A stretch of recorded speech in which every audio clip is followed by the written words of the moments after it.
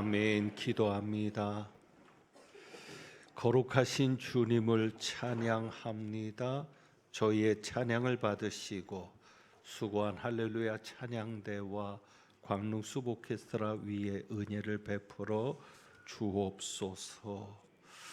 이제 말씀 듣습니다. 성령님 역사하여 주옵소서. 우리 주님 예수 그리스도의 이름으로 기도합니다. 아멘. 올해부터 성도의 교제 대신 주보의 2주간의 묵상란을 만들어 드려서 좋은 은혜의 말씀들을 여러분이 마음에 새기면서 한 주간 힘을 얻도록 하고 있습니다. 2주간의 묵상 우리 한번 같이 읽겠습니다. 존 버년의 글인데 같이 봅니다. 기도는 하나님께 마음을 열어 우리의 텅 빈 영혼을 하나님으로 채우는 도구이다. 그렇습니다. 기도는 우리의 마음을 하나님께 여는 것이고 그래서 우리의 영혼을 하나님으로 채우는 것입니다.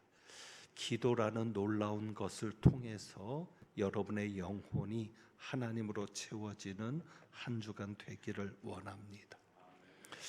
인사를 안 하고 싶은데 오늘 여러분을 보니까 너무 안쓰러워서 인사를 좀 해야 될 것이 있는데, 아무리 추워도 주님께서 하십니다. 한번 인사합니다. 아무리 추워도 주님께서 하십니다. 아무래도 다음 주에는 왜 추운지를 말씀드려야 될 것 같습니다. 왜 우리 교회가 이렇게 추운지를 아무래도 이야기를 해야, 모르고 추운 것보단 알고 추운 게 덜 추울 것 같아서도 그렇고, 사실 우리가 인사할 때 아무리 추워도 주님께서 하십니다. 그러면 따뜻하게 돼야 되잖아요. 아무 일도 안 일어나거든요. 인사는 하는데. 그러면 이런 생각이 들죠. 정말 주님이 계실까? 정말 하나님이 계실까? 하나님은 도대체 무엇을 하시는 걸까? 근데 하나님의 말씀은 분명히 하나님이 계신다고 말하고 있습니다. 오늘 우리가 잠언의 말씀을 계속 이어서 묵상하고 있는데 잠언 15장 3절에 보면 모든 성경 말씀이 하나님을 전제하고 있고, 솔로몬은 이렇게 말합니다. 잠언 15장 3절에 하나님의 눈은 어디서든지 악인과 선인을 감찰하시느니라. 하나님은 분명히 계신다는 것이죠.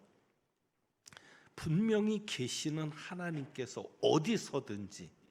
어디서든지입니다. 그 하나님의 눈이 악인과 선인을 감찰하고 계신다. 그래서 오늘 말씀에도 5장 21절에 보면 이렇게 5장에서는 말합니다.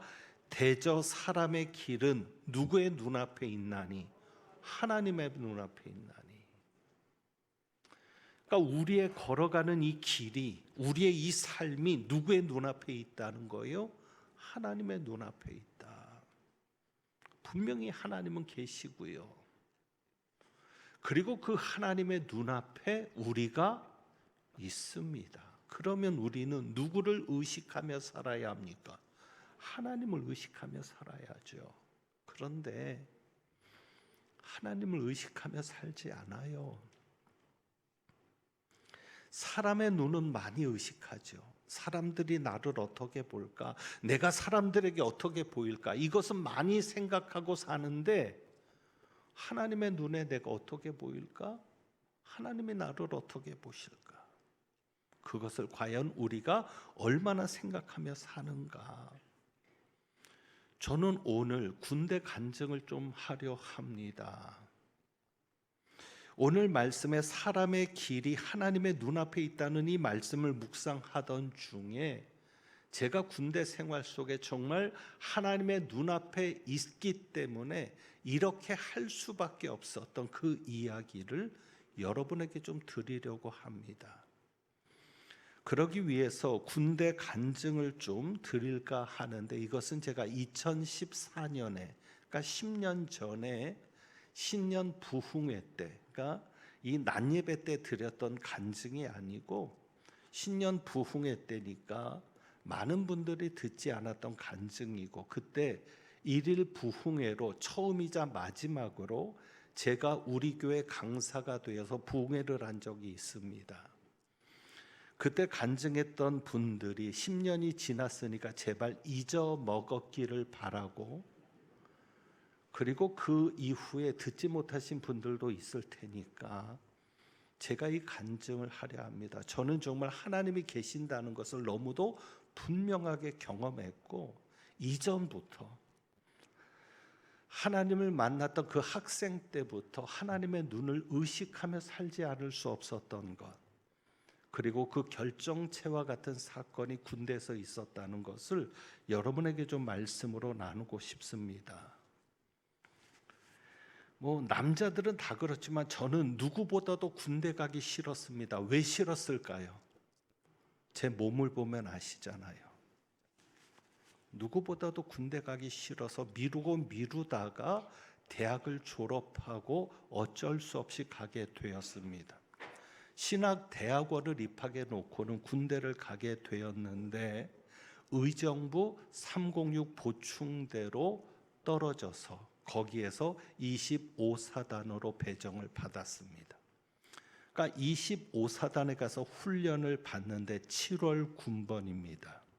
25사단은 전방에 배치되는 사단이죠. 제가 기억하기로는 양주에 사단의 중심이 있는 것으로 아는데, 그 25사단 안에는 포병이 있었습니다. 그래서 저는 그 중에서도 포병이 되어서 4주간만 훈련을 받으면 되는 것이었습니다. 6주 훈련인데 4주 훈련을 받고 2주는 포병 자대 가서 훈련을 받는 그런 과정이었습니다. 그래서 2주 훈련을 받는 중에 이런 꿈을 꾸게 되었습니다. 어떤 꿈을 꾸게 되었는가 하면, 제가 어느 공간에서 청소를 하는 겁니다. 청소를 하다가 하품이 나니까 제가 하품을 하는데 갑자기 그런 생각이 든 거예요. 쫄병이 하품을 한다고 군기가 빠졌다고 혼이 날까 싶어가지고는 입을 황급히 틀어막은 겁니다.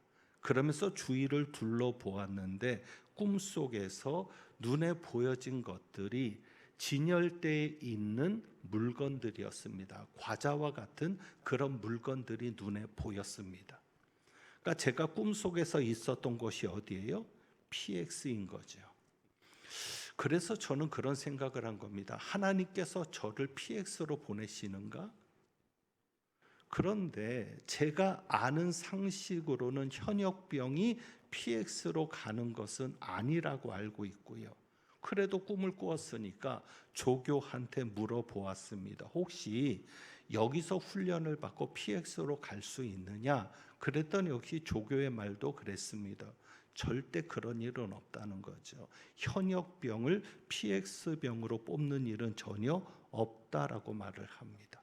그래서 저는 그냥 꿈이구나, 개꿈으로 여기고 잊어버리고 있었습니다. 4주 훈련이 마칠 때쯤, 3주 지났을 때쯤 소문이 들려오는 겁니다. 어떤 소문이 들려오는가 하면 25사단에서 전투 경찰을 뽑는다는 소문이었습니다. 전투 경찰은 전방 사단에서 뽑지 않습니다. 논산이라든지 이런 데서 이미 의무 경찰이 있었기 때문에 전투 경찰은 전방에서 뽑지 않고, 전방 사단은 거의 전방에 배치가 되는데, 올림픽이 앞에 있었기 때문에, 올림픽 때문에 경비 수요가 부족했던 겁니다. 그래서 전방 사단에서도 임시로 전투 경찰을 뽑는다는 이야기였습니다. 제가 거기에서 전투 경찰로 뽑힌 겁니다. 20명을 뽑았는데 거기에 전투 경찰로 뽑혀서, 그것도 나뉘어져서 갔는데 저를 포함해서 5명은 부산으로 가는 겁니다. 그러니까 전방으로 갈 거라고 생각했는데 부산으로 가는데, 부산으로 가는 기차 속에서 제가 깨달았던 것이 있었습니다. 제가 이야기한 대로 저는 정말 군대 가는 게 너무 싫었고 두려웠죠. 어떻게 내가 군 생활을 할 수 있을까? 그래서 하나님 앞에 얼마나 기도했는지 모릅니다. 하나님, 할 수만 있으면 피할 길을 주시옵소서. 그런데 피할 길보다는 기도하면 그런 마음이 생기는 거예요. 어떤 마음이냐면 후방에서 근무할 것 같은 거예요. 이미 306 보충대를 받아놨으니까 전방은 분명한데 기도할 때마다 후방에서 근무할 것 같은 그런 생각. 그런데 기착간에서 그것을 떠올리게 되었던 거죠. 의정부에서 서울역으로 가서 서울역에서 부산 가는 기차를 타고 가는 그 과정에 그래, 하나님께서 내 마음의 후방으로 갈 것 같은 생각을 주셨지. 이게 그냥 마음이 아니라 하나님이 주신 거구나. 그래서 거기에서 제가 확신할 수 있었던 것이 하나님의 인도하심이 있다라는 생각이었습니다. 그리고 부산에 내려갔죠. 부산에 내려가서 배치를 받았는데 경찰서나 이런 데 가면 그래도 좀 편할 텐데 기동대로 간 겁니다. 기동 6중대입니다. 대모진압 부대입니다.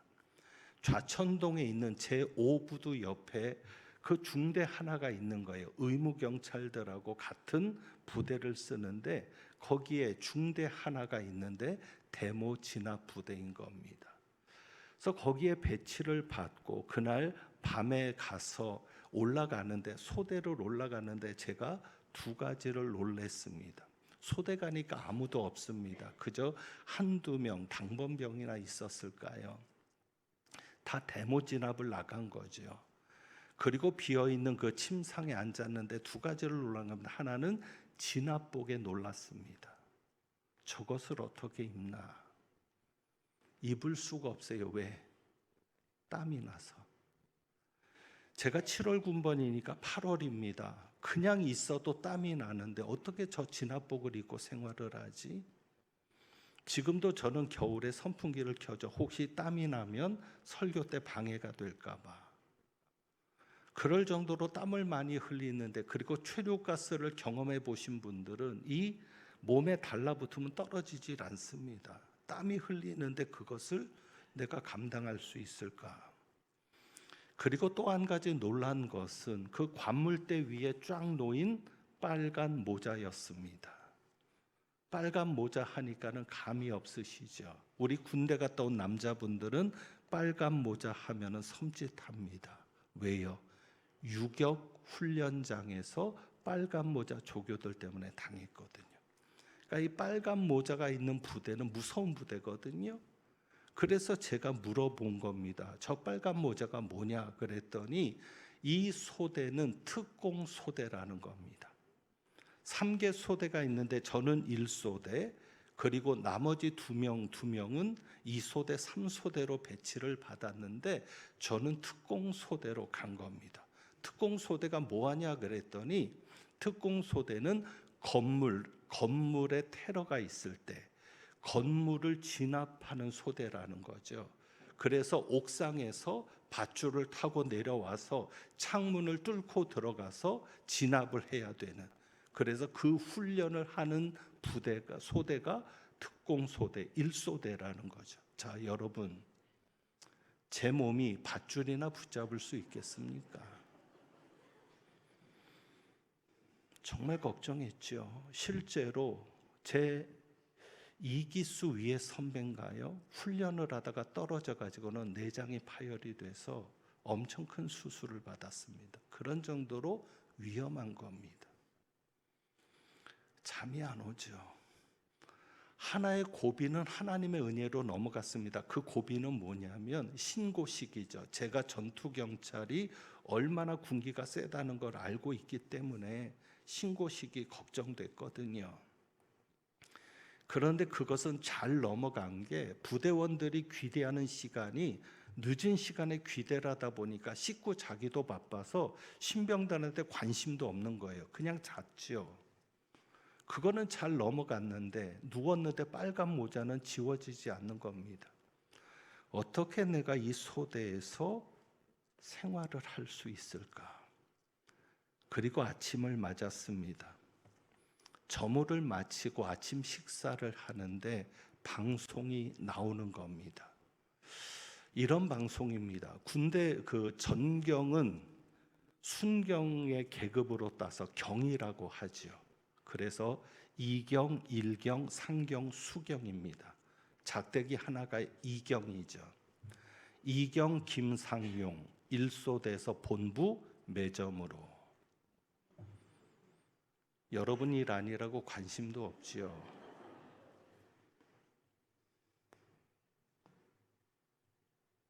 잘못 들었나 했습니다. 이경 김상용 일소대에서 본부 매점으로 신고식을 하러 내려오라는 거죠. 현역병 중에도요, 군대를 다녀보신 분들 알지만 좋은 보직이 있습니다. 그런데 좋은 보직을 갈 때도 처음부터 보내지 않습니다. 어느 정도 자대 익숙해진 다음에 좋은 보직을 주지 처음부터 보내는 이런데 저는 그저 하루 잤을 뿐인데 특공소대에서 매점으로 발령을 받은 거죠. 기가 막혔습니다. 이게 무슨 일인가? 중대장님과 이야기를 하는데 그 이유를 알게 되었습니다. 기가 막힌 것은 제가 오기 전에 사고가 있었던 겁니다. 매점에 사고가 있었는데 매점 사고는 돈 문제거든요. 전임자가 돈 때문에 문제가 돼가지고는 소대로 쫓겨간 겁니다. 그리고 비어 있는데 마침 제가 온 겁니다. 중대장이 저를 보니까 신학생이거든요. 신학생이니까 믿을 만하다. 그리고 또 한 가지는 술은 안 먹겠다. 그래서 저를 뽑는 겁니다. 그러니까 중대장이 그냥 직권으로, 거기는 중대 단위니까 그냥 중대장이 바로 저의 보직을 매점으로 발령을 내면서 한 사람을 더 불러내린 겁니다. 이제 막 들어온 신병한테 매점을 맡길 수 없으니까 사수를 2개 한 거죠. 저를 부사수로 하면서. 그래서 이전에 매점에서 근무하다가 싫다고 올라갔던 그 병사가 하나 있었던 것 같습니다. 제대가 7개월인가 남았던 고참인데 수경이죠. 그를 사수로 하고 저를 부사수로 해서 그 덕분에 저는 편했습니다. 무엇이 편했냐면 그렇지 않아도 고참들이 저를 마땅치 않게 보는 거죠. 왜? 오자마자 매점으로 갔으니까. 그러니까 저는 매점에 내려왔는데 저랑 같이 간 동기들은 아침을 먹자마자 진압복을 입고 진압 훈련을 하는 거예요. 연병장인데 그냥 아스팔트죠.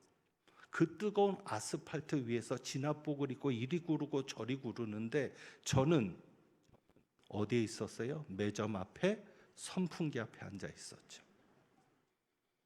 그러니 좋아 보일 리가 없지요. 그래서 고참들이 저를 어떻게 하려고 할 때마다 이 수경이 저를 막아주는 겁니다. 그래서 저는 그분이 제대할 때까지는 편안하게 그렇게 보낼 수 있었는데 2달 정도 지난 어느 날입니다. 매점 청소를 하는데 아침 저물을 하고 식사를 하자마자 제일 먼저 하는 일이 청소입니다. 그래서 매점 청소를 하는데 갑자기 하품을 하게 된 거죠.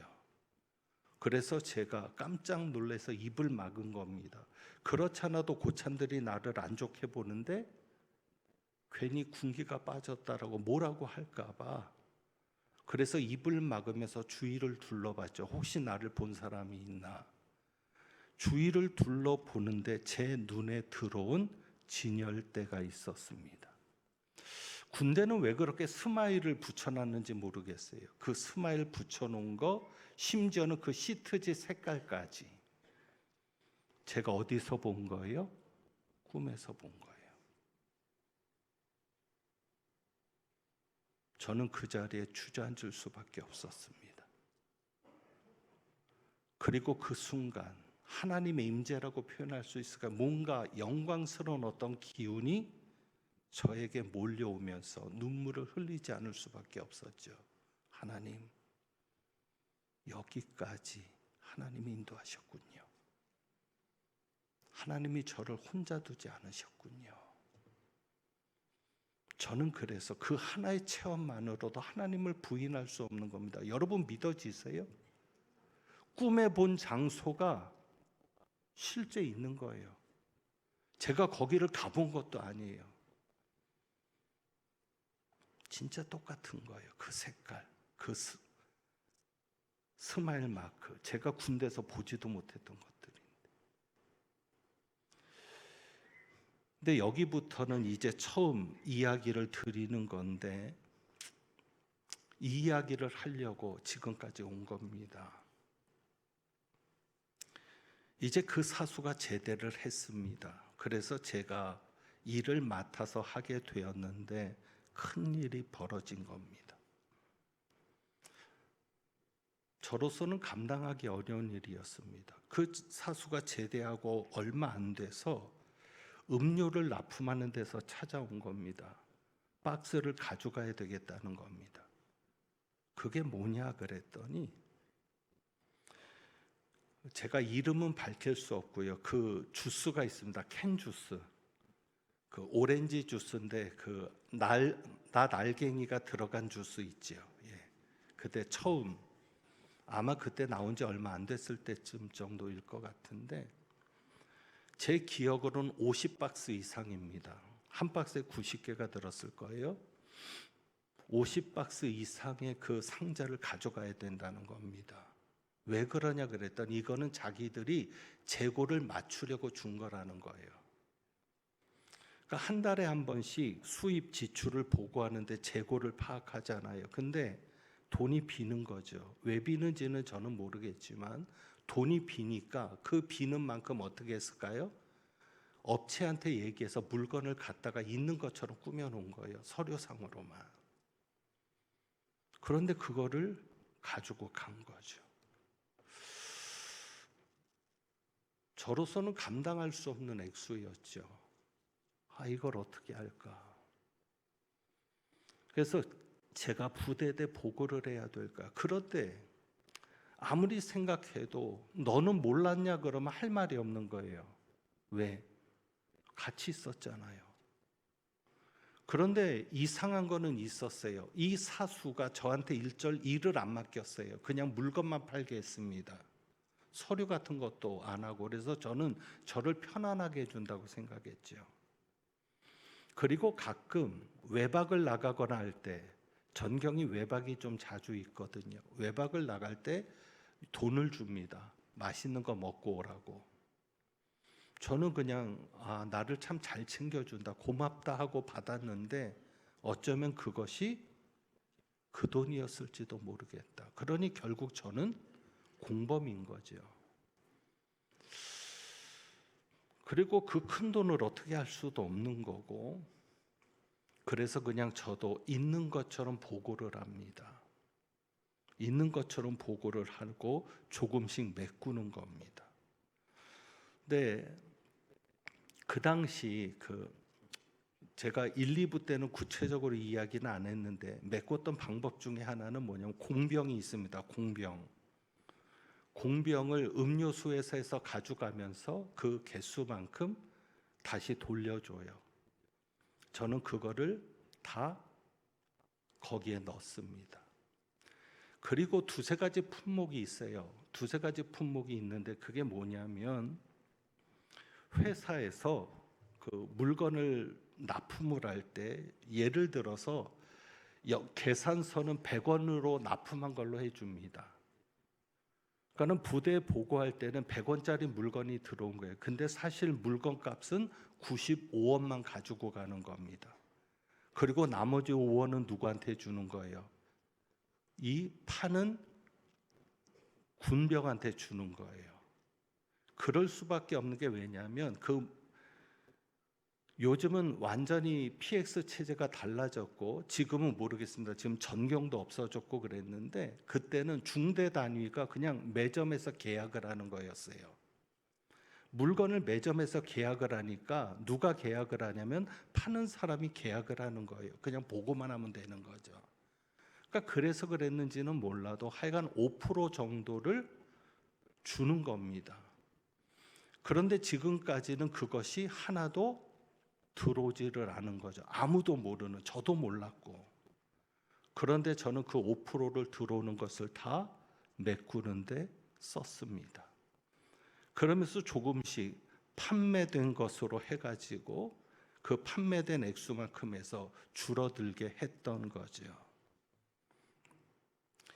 그리고 제가 매점을 맡으면서 달라진 것이 그것이었습니다. 그러니까 소대원들이 그래서 굉장히 인정을 한 겁니다. 그냥 그 자체로. 뭐냐면 한 달 결산을 하고 나면 남는 액수가 있잖아요. 그 남는 돈이 있으면 저는 철저하게 남겼습니다. 하나도 틀림없이 해서 남긴 게 있으면 소대별로 회식비를 올려줍니다. 4개 소대가 있습니다. 본부 소대, 또 3개 소대. 그래서 한 소대당 얼마씩 공평하게 4분의 1씩 해서 올려줍니다. 그러니까 이익금은 전부 다 그냥 돌려주는 것으로. 그리고 보급품이 나오지 않는 품목들이 있습니다. 뭐 스킨이라든지 대원들이 필요한 것이 있으면 그냥 대원들한테 매점에서 사다가 주는 겁니다. 소대별로 정기적으로 올려주고요. 가끔 회사에서 뭐가 필요하냐고 물어보죠. 저는 그러면 부대에서 필요한 것을 얘기합니다. TV라든지 냉장고라든지 이런 것들을 요구를 합니다. 자, 아무도 모르는 거예요. 5%가 들어온다는 것은 아무도 모르고, 서류상으로도 감사한 것은 부대에서 저를 믿어줘서 그런지 제가 제대할 때까지 감사 한번 받지 않았습니다. 매점은 그냥 서류로 올리면 다 되는 거예요. 자, 그러면 얼마든지 남길 수 있는 것이 있었고 챙길 수 있는 것, 심지어는 공병도 그냥 제가 챙겨도 되는 것이었습니다. 누구 하나 그 공병값을 가지고 얘기하는 이도 없었어요. 자, 아무도 모르고 나만 아는데, 그렇다면 제가 그것을 이전 전임자들처럼 그냥 관습적으로 했어도 되는데 저는 할 수가 없었습니다. 왜요? 아무도 모른다고 생각했는데 아시는 분이 있어요. 누구죠? 하나님. 아무도 안 본다고 생각했는데 보시는 분이 있어요. 누구죠? 하나님. 제가 지금까지 하나님을 의식하며 살아왔는데, 여기 와서도 정말 하나님이 살아계시다는 걸 체험했는데, 그 하나님을 무시하며 제 것을 챙길 수가 없었습니다. 최선을 다해서 메꾸었고, 최선을 다해서 대원들에게 이익금을 돌려주고 제대를 했습니다. 여러분이 볼 때 저는 어떤 목사입니까? 복받은 목사입니까? 저주받은 목사입니까? 복받은 목사입니다. 저는 어디 가든지 자랑할 수 있습니다. 복받은 목사다. 무엇 때문에 복을 받았을까요? 하나님을 의식하며 사는 겁니다. 혼자 있을 때라도, 아무도 몰라주는 것이라도, 아무도 알지 않고 아무도 보지 않아도 누구는 보시니까, 하나님은 보시니까, 하나님은 아시니까, 그렇게 살아왔던 것이 하나님께서 주시는 복으로 받은 은혜입니다. 그리고 여러분, 아무도 모르지만 하나님이 아시는 문제가 하나 있습니다. 그것이 무엇입니까? 부부관계입니다. 그래서 오늘 이 말씀을 드리는 겁니다. 잠언 5장에 나온 말씀이 그 말씀이거든요. 어느 목사님이 모텔에서 권사님과 함께 차를 타고 주차장에서 나오다 교인들에게 발각이 됐습니다. 그 목사님은 그렇게 얘기합니다. 자기는 한적한 곳에서 상담할 장소를 찾다가 모텔 주차장을 들어간 거지 불륜은 없었다. 불륜이란 게 그렇습니다. 간음 현장이라는 게 그렇습니다. 현장에서 잡히지 않으면 누구도 모르는 겁니다. 그런데 여러분, 누구는 아십니까? 하나님은 아십니다. 하나님은 보십니다. 그래서 오늘 솔로몬을 통해서 이런 말씀을 하시는 거예요. 15절 말씀 볼까요? 15절. 너는 내 우물에서 물을 마시며 내 샘에서 흐르는 물을 마시라. 어찌하여 내 샘물을 집 밖으로 넘치게 하며 내 도랑물을 거리로 흘러가게 하느냐. 그 물이 누구에게만 있게 하고 내게만 있게 하고 타인과 더불어 그것을 나누지 말라. 이스라엘에 있어서 중요한 게 운물이고 샘물인데 그 중요한 게 뭡니까? 내 샘으로 복되게 하라. 그 중요한 샘이 누구예요? 18절에 네가 젊어서 취한 아내를 즐거워하라. 아내밖에 없다는 거예요. 아내를 즐거워하라는 말씀이 무엇입니까? 아내를 통해서만이 즐거움과 기쁨을 얻으라는 겁니다. 그래서 아내를 어떻게 대해야 되는지 그 태도를 이야기하는 것이 19절입니다. 이렇게 말씀합니다. 그는 사랑스러운 암사슴 같고 아름다운 암노루 같으니 시적인 표현을 해요. 암사슴과 암노루는 성경에서 아름다움을 상징하는 동물입니다. 아가서에도 나오는 대로. 그러니까는 부인을 어떻게 여기라는 거예요? 네 아내를 어떻게 여기라는 거예요?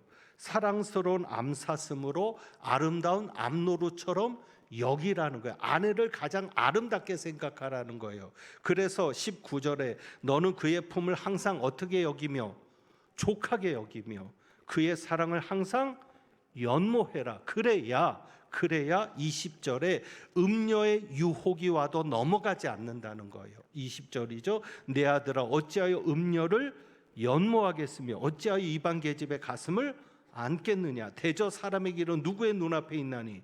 하나님의 눈앞에 있나니. 불륜을 저지르는 사람들은 남 모르게 하죠.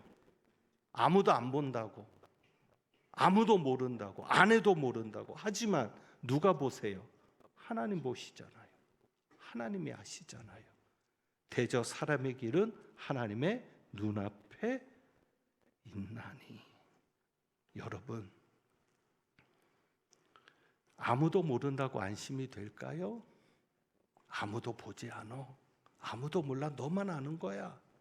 마귀는 그렇게 유혹하겠죠? 그런데 잠언 15장 3절 말씀을 다시 생각합니다. 하나님의 눈은 어디서든지 악인과 선인을 감찰하시느니라. 실제로 아까도 주님께서 하십니다라고 얘기했는데 정말 주님이 하시는 것 같지 않아요? 왜 아무 일도 안 하시는 것 같아요? 악인들에게도 마찬가지예요. 여기 보면 악인들의 얘기가 나오죠. 악인은 자기의 악에 걸리며 그 죄의 줄에 매이나니. 악인이 누굽니까? 하나님 없이 사는 사람, 하나님을 의식하지 않고 사는 사람, 하나님을 무시하고 사는 사람. 그런데 그렇게 살아도 아무 일도 없으니까 하나님이 없다라고 생각하지만, 그래서 죄가 습관이 되는 거예요. 처음 죄를 지을 때 하나님이 바로 형벌을 내리면 죄 짓는 사람이 없을 텐데 죄를 지어도 아무 일도 없는 거예요. 그러니까 아무도 몰라, 나만 알아, 나만 입 닫으면 되지 뭐. 그런데 하나님이 모르시는 겁니까? 아십니다. 근데 왜 그냥 두세요? 회개하라고. 하나님이 회개하라고 기회를 주시는 거죠. 그런데 23절입니다. 훈계를 받지 아니함으로 말미암아 죽겠고. 하나님이 회개하라고 말씀하시면 훈계를 받아서 회개해야 사는 거죠. 심히 미련함으로 말미암아 혼미하게 되느니라. 그 길에서 벗어나야 명료해지고 혼동되지 않고 어지러워지지 않는 것이죠. 여러분, 이제 말씀을 정리합니다. 하나님은 절대 우리가 망하는 것을 기뻐하지 않으세요. 그래서 우리가 잘못 살아도 어느 때는 참아주시고 기다리세요. 언제까지? 회개할 때까지. 회개하고 살기를 원하시는 하나님이시죠. 그래서 여러분이 이번에 잠언을 통해서 볼 때마다 잠언을 통해서 여러분의 생활 방식을 바꾸실 수 있기를 원합니다. 무엇보다도 오늘 말씀으로 여러분들이 정리하셔서 대저 사람의 길은 여호와의 눈앞에 있나니, 그래서 하나님의 눈앞에 우리가 있음을 생각하고 늘 하나님을 의식하며 살아가는 여러분들이 되시기를 주님의 이름으로 축복합니다. 그래서 우리가 한번 이 찬양 드려봅니다. 제가 이 말씀을 준비하다가 과거에 역사하셨던 하나님의 은혜를 돌아보니까 제가 잃어버린 게 너무 많더라고요. 그래서 회복시키소서라는 찬양을 드리게 되었는데, 잃어버린 나의 눈물을 찾게 하소서, 꺼져만 가는 열정을 다시 태우소서, 주님과의 첫사랑을 회복시키소서, 주발 앞에서 무릎으로 부르짖게 하소서. 그래서 여러분도 회복될 것이 있는가를 찾아보시면서 회복시키소서 찬양 먼저 드린 후에, 그 다음에 주님과 함께 죽고 주님과 함께 살아간 우리들 언제나 주님만 바라보고 살아갈 수 있기를 사모하면서 407장까지 이어서 찬양하겠습니다.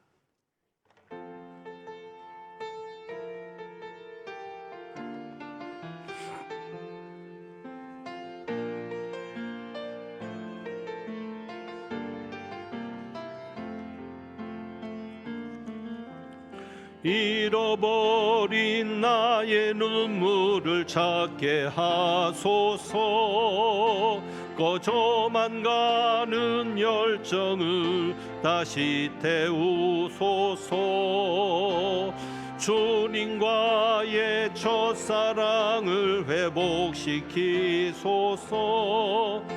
주발 앞에서 무릎으로 부르짖게 하소서. 잃어버린 나의 눈물을 찾게 하소서, 꺼져만 가는 열정을 다시 태우소서. 아멘. 주님과의 첫사랑을 회복시키소서, 주발 앞에서 무릎으로 부르짖게 하소. 찬양할 때 내 영이 춤추게 하소서, 내 삶으로 주의 영광을 드러내게 하소. 예배할 때 내 영이 기쁘게 하소서, 내 온몸이 주의 향기로 가득하게 하소서. 회복시키소서 상한 나의 마음을 주님 앞에 정결하게 일어설 수 있도록. 아멘. 회복시키소서 지친 나의 모습을 주님 앞에 정결하게 나갈 수 있도록. 구주와 함께 나 죽었으니, 구주와 함께 나 죽었으니, 구주와 함께 나 살았도다. 아멘. 영광의 그날에 이르도록 언제나 주만 바라보. 마음속의 시험을 받을 때와 무거운 근심이 있을 때에 주께서 그때도 같이 하사 언제나 나를 도와주시. 아멘. 언제나 주는 날 사랑하 믿습니다. 언제나 새 생명 주시나니, 영광의 그날에 이르도록 언제나 주만 바라보. 뼈 아픈 눈물을 흘릴 때와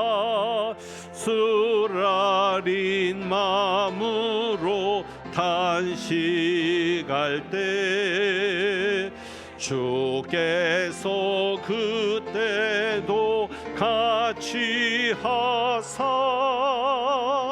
언제나 나를 생각하 내 몸의 약함을 아시는 주 내 몸의 약함을 아시는 주 주님 못 고칠 질병이 아주 없네 괴로운 날이나 기쁜 때나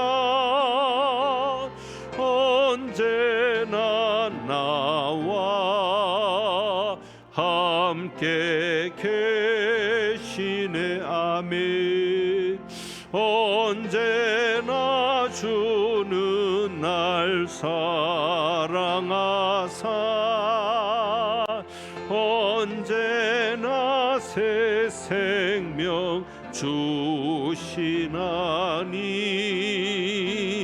영광의 그날에 이루도록 언제나 주만 바라봅니다.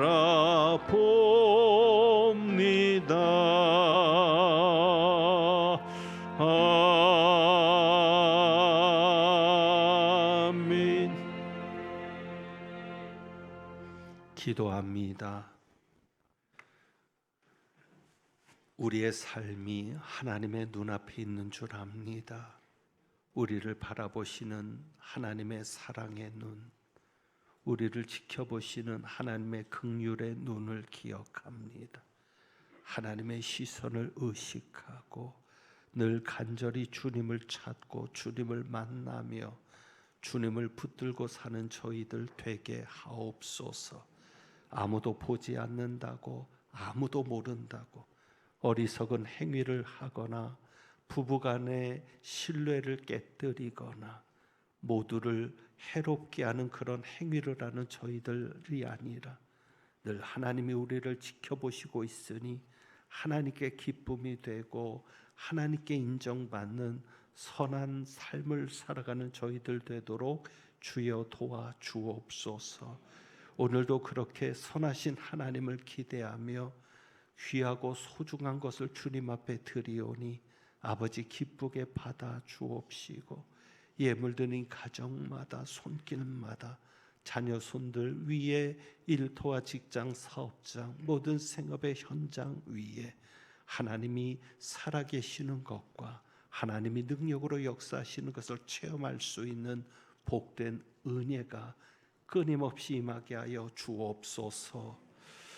하나님은 내게 복을 주시고 너를 지키시기를 원하며 하나님은 그의 얼굴을 내게 비추사 은혜 베푸시기를 원하며 하나님은 그 얼굴을 내게로 향하여 드사 평강 주시기를 원하노라.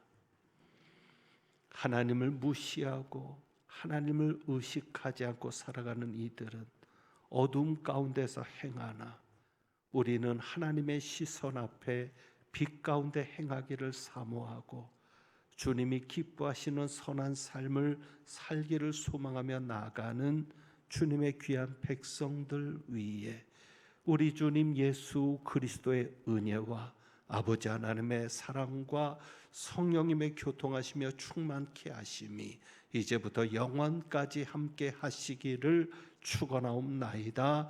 아멘.